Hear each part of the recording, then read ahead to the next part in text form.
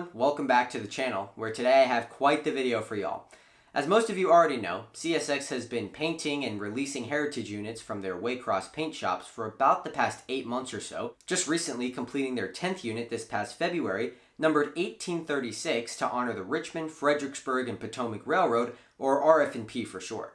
Just like the ACL 1871, the unit would be sent down to Tampa just days after its completion, but instead of taking nightly intermodal train I-044 back north to Jacksonville, the unit would be planned to lead M442 out of Tampa that night. Now, 442 usually leaves Tampa between 1 and 2 a.m., so when I woke up the next morning to messages that the train had never left and the crew was on duty at 7 a.m. that morning, I'd take a chance and drive east to the S-Line. Leaving the house a bit after 9 on Saturday, February 17, 2024, we'd be coming into Dade City about 40 minutes later, ahead of the train by a good 20 minutes. I'd take the opportunity and drive as far south as I could before meeting the train, which would bring us to Richland, where we'd meet up with fellow railfan Quinn Crawford, and where southbound rock train L743 was already tied down on track 2. The crew had run out of time in their 12-hour shift, known as going on the law in railroad jargon, since 9 p.m. the day before, and 13 hours later, it was still here, tied down and crewless. Latest in 743's face would be our northbound out of Tampa, rarely seen in this area in daylight, calling as M44217, a train I haven't seen on the S-Line for a good year or so.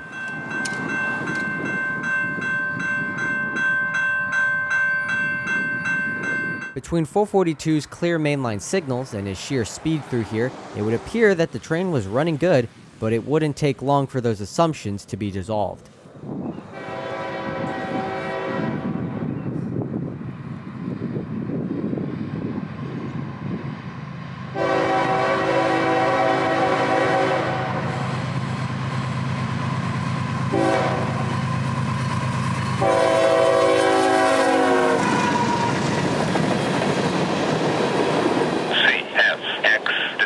Milepost 836.5, track main 1, hot wheel, east rail, axle 680, total axles 744, detector out. The new defect detector at Vitus would be doing its job this morning, alerting 442 of a hot axle 166 cars into his 182 car train. CSX dispatcher Jacksonville, over. 442, DD got us hot wheel, east rail 680, axles back. No, you're fine, over. All right, don't have anybody close Mr. Bonnick or anything like that to help conductor out with a ride, do you? Actually, we got a track inspector at Ridge Manor. See what I can do about maybe getting him down towards you. Okay, all right, thank you. Got lined up at Dade City for right now, but I'm going to take that signal down, over. Yeah, you okay to take it down? We're stopped. All right, let me know you're fine. All right, here we go. After notifying the JA dispatcher of the defect, the train is mandated to come to a stop as soon as safely possible, which in our case would end up being at Helena Road, about a half mile from Ellerslie, the north end of this Vitus double track. With the train now stopped just short of the crossing here, Quinn would join us, as the stoppage would provide some very welcomed photo opportunities. For many rail fans down here in Central Florida, the 1836, painted in RF&P colors, is a bit unfamiliar, as the furthest south the railroad ever got was its namesake town of Richmond. The RF&P is one of the smaller railroads that CSX absorbed, however it's far from the least important. The 113-mile line, constructed in 1836, was built to connect Richmond, Virginia and Washington, D.C., soon becoming a busy route by the early 1900s, nicknamed the Bridge Line, connecting American railroads of both north and south regions. By the 40s, the RF&P was a beehive of action, as the line connected the Chesapeake and Ohio, Atlantic Coastline, and Seaboard Airline from the south to the Pennsylvania, B&O, and Southern Railway to the north.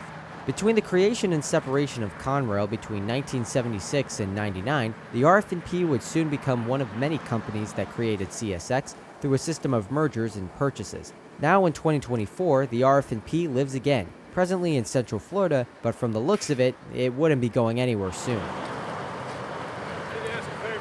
Yes, sir. Give me a ride? Absolutely. Because the closest CSX vehicle was a high railer up at Ridge Manor, a solid 15 miles north of us, the conductor would ask us for a ride as the defective car was almost 2 miles from the head end. We'd agree on letting Quinn take the conductor down to Richland as my car would be currently full of equipment. We would get a chance to talk to our new friend, Conductor West, however, who would explain to us exactly what he was about to do. Stop number 1, track AR 833.3, CSX 442 north, locomotive 1836 out. Now down at Richland at the milepost AR 835.2, Wes is already busy inspecting a couple of pesky 2-bay hoppers, the culprit of our stoppage this morning. To safely gauge the heat of the hot axle, he'd produce a metal stick with plastic ends called a temple stick, a device used by welders and railroads alike, explaining that if the plastic melts and reaches a certain degrees upon contact with the faulty axle head, the car has reached an unsafe temperature, making it unfit to continue north. Come in there, Dave. All right. Yeah, we're hot. And that'd be exactly what would happen today. All right, hit me. MQRX 113151. Got Hot Wheels. Which axle's it gonna be? A end, east side. It'll be axle number 3. After getting the car's information and defect would come the planning, as the only way this 442 can continue north is to drop off this hopper somewhere along this double track known as making a set-off in the rulebook. Dispatcher Jacksonville, over. 442, over. 442, over. Yeah, he found the hot wheel. We're gonna need to set it out, over. I've got a train on the law at Ellerslie, between Ellerslie and Richland. Could you, is it safe to take it to Ellerslie where you can set it off behind that train? Yeah, it'd take a lot longer, but we could do it if you needed that. Okay, all right, let's go to Ellerslie with it. Okay, we'll go set it out at Ellerslie. Thank you, over. So we have our solution. 442 would be to take his entire train up to Ellerslie at restricted speed and cut off the defective car just south of the crossing there, which is Enterprise Road. Quinn would once again drive the conductor, this time back to the head end at Helena Road, while we'd relocate to Enterprise Road at milepost AR 833, right next to the signals at Ellerslie. In a couple minutes, 442 would notch up the hill as to get the whole train moving again, dropping off Conductor West just short of the crossing here.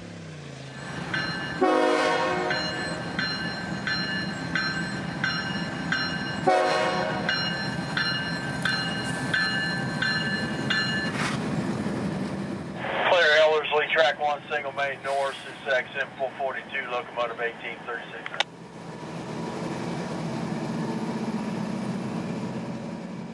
As the weather takes a turn for the worse and rain begins to fall, our conductor would manually apply handbrakes on the first few cars of the cut that would be left behind on the hill.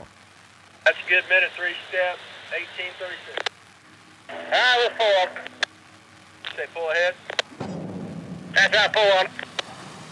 With that uncoupled, the engineer can now pull the front portion of his train past the switch here in order to back down track 2 to make the set-off.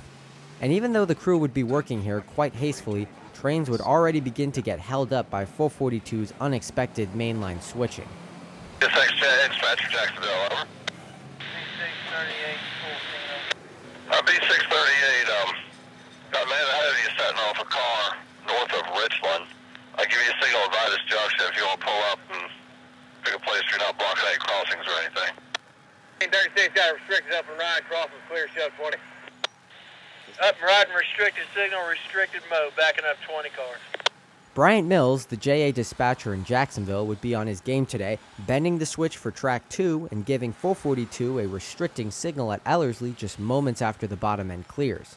During all this, that high railer that was at Ridge Manor has made it down to Dade City and would be available to assist the conductor in getting a ride back to the head end as soon as the train was put back together.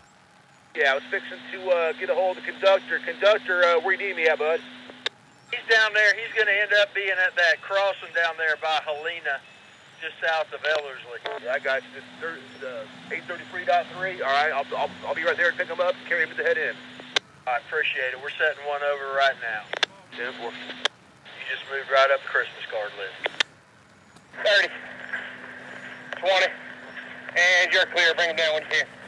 2 minutes would be all it would take for Wes to make the set-off, tying down the car on track 2 with its handbrakes, and finally riding the cut back to Ellerslie. Safety 36, got restricted up and right, lined up, crossing clear, shut 20.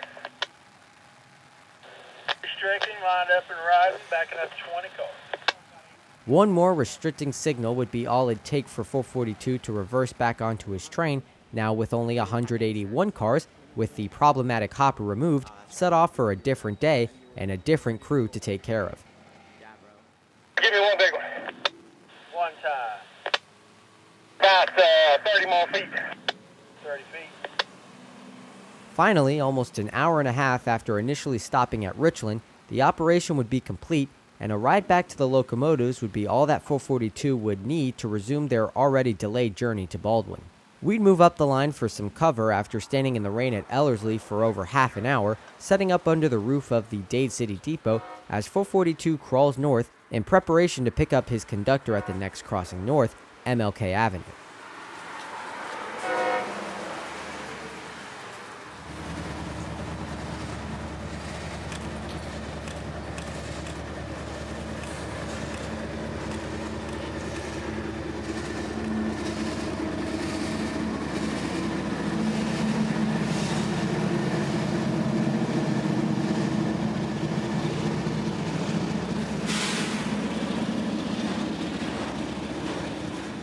With Wes back on board, the crew would get an EC1 for a crossing north of Wildwood with faulty gates, and at last continue north. One cool feature to note about this morning is the fact that this 442 is the first train that the 1836 has ever led, dispatched by a former RF&P dispatcher at the desk, Mr. Mills. 1836, that's an RF&P engine, right? It's a CSXT. What was that? It's painted RF&P though, right? Yeah, it's one of the heritage engines. All right, I'm an RF&P dispatcher, so take good care of it. We'll do it. All right, here we go. CSX dispatcher out. And even though the crew would be quite delayed by the hot axle, it would give the JA dispatcher the time needed to see his RF&P in action up the S-line close to Baldwin. You gotta love this hobby. 4217 got clear. North end Dade City, main track 1836, north out there.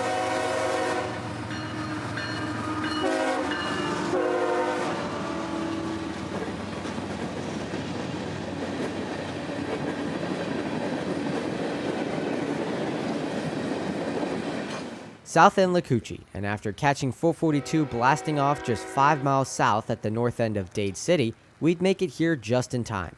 I'd say between the chauffeuring and documentation of this morning's operation, we'd make a couple new friends on 442 who would notice us all the way to Bushnell.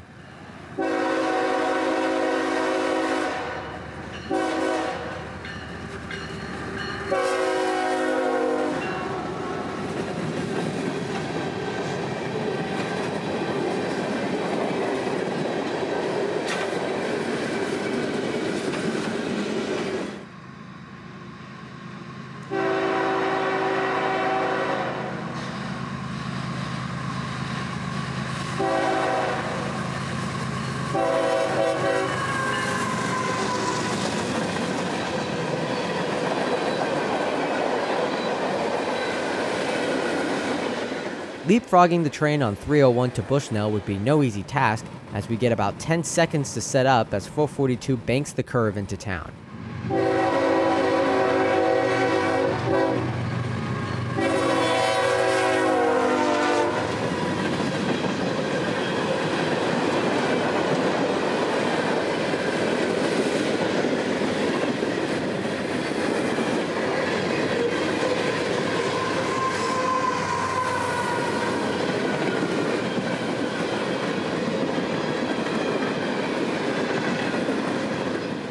As 442's last few cars flew past us on the main, it would reveal another train, this one being southbound Manifest M453 in the hole at Bushnell.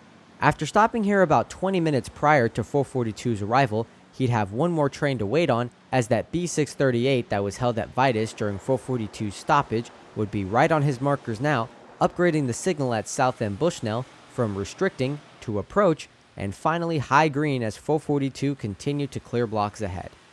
Well, as you'd probably assume, we got pretty wet back there at Richland and Ellerslie with 442 and all that. But we're now in Bushnell, just wrapped up our chase of 442, and we got B638 coming right behind me. He's meeting 453 right here in the siding, so let's get him.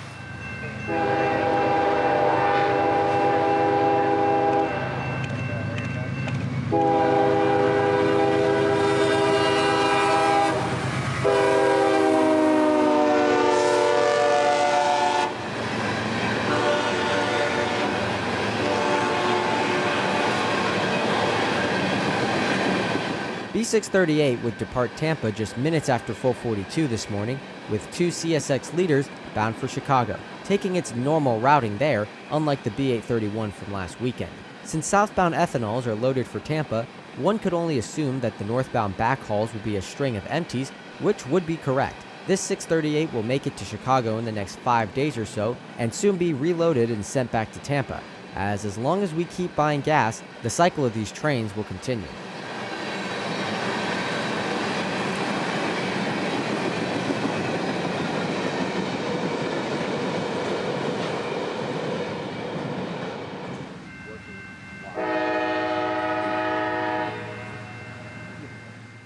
Limited clear from the siding to the main would be all 453 would need to get going south, now with a clear main line all the way to Winston, where this morning's Baldwin cruise day will end.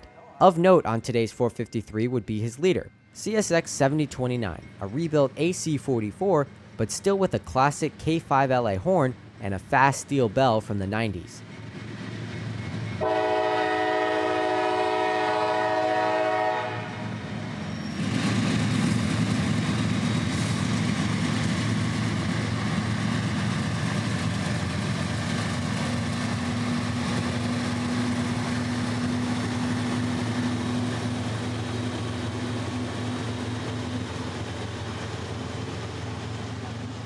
Like the 442, M453 would be a massive train today, with over 100 manifest cars and 60 auto racks bringing up the rear.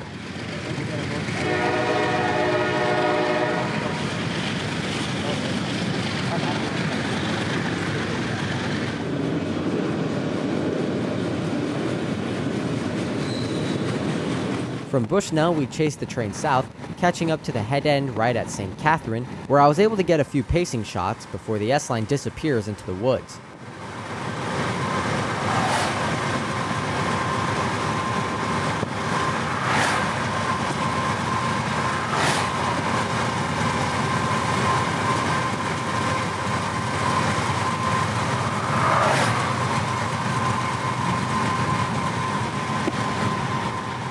Into Lacucci we'd go ahead of the train, where usually the lunchtime light wouldn't be great, but on this rainy, overcast day, 453 would look just fine rounding the curve from the old Seaboard onto the ACL.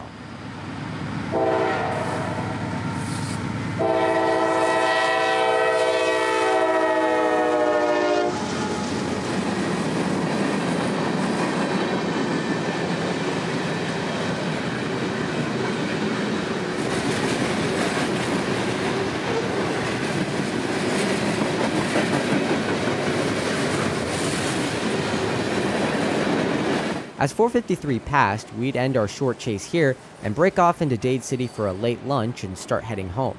That was the plan as the rain continued to fall, until I'd hear of an M452 leaving Winston northbound with signals already lit for him through Dade. CSX T804 got a clear south of Dade City. 452. Setting up at the same crossing that just a week ago that camo ballast regulator was parked at, we'd catch 452 here, scaling the hills through town at track speed. This would be our last train along the S-line today, 4 trains in about 5 hours. Not bad if you ask me.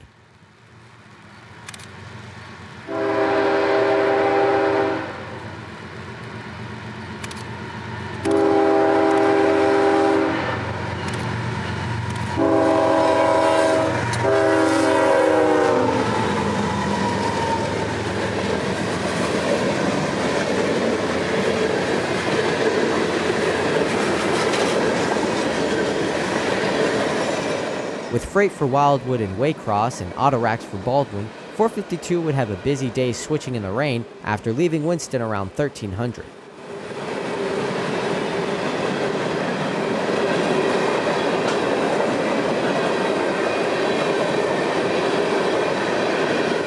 now about 2 p.m. and with nothing else around, I'd pack up and dry off and start heading home.